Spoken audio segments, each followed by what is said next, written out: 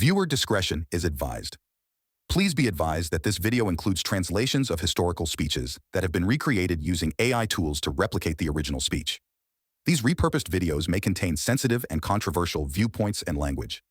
The content that you may see is presented in its historical context and does not reflect the values of this channel. The making of this video is for educational purposes only. Please do note that the translation is not 100% perfect and is subject to mistakes. Do let us know when something is not accurate. Viewer discretion is advised, especially for younger audiences. Adolf Hitler's speech at the Krupp Factory in Germany in 1935 occurred at a crucial juncture in Nazi Germany's militarization and economic policy.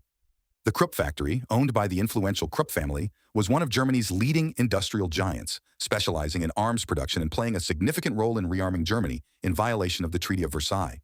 Against the backdrop of escalating tensions in Europe and the Nazi regime's aggressive rearmament program, Hitler's speech at the Krupp Factory served multiple purposes. Firstly, it aimed to rally support from industrialists and workers alike for the Nazi regime's militarization efforts, emphasizing the importance of industrial prowess in achieving Germany's military and economic goals.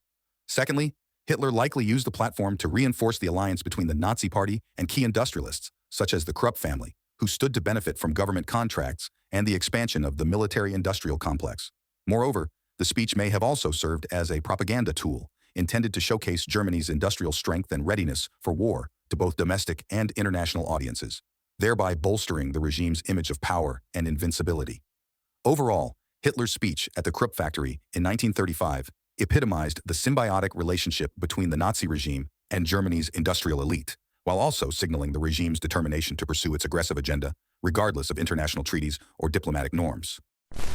Du meine Arbeit für richtig hältst, ob du glaubst, dass ich fleißig gewesen bin, dass ich gearbeitet habe, dass ich mich in diesen Jahren für dich eingesetzt habe, dass ich anständig meine Zeit verwendet habe im Dienste meines Volkes. Gib du jetzt deine Stimme ab. Wenn ja, dann tritt für mich ein, so wie ich für dich eingetreten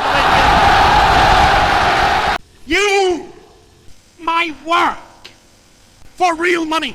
Whether you believe I've been diligent, that I've worked, that I've committed myself to you over these years, that I've been decent, that I spent my time in the service of my people.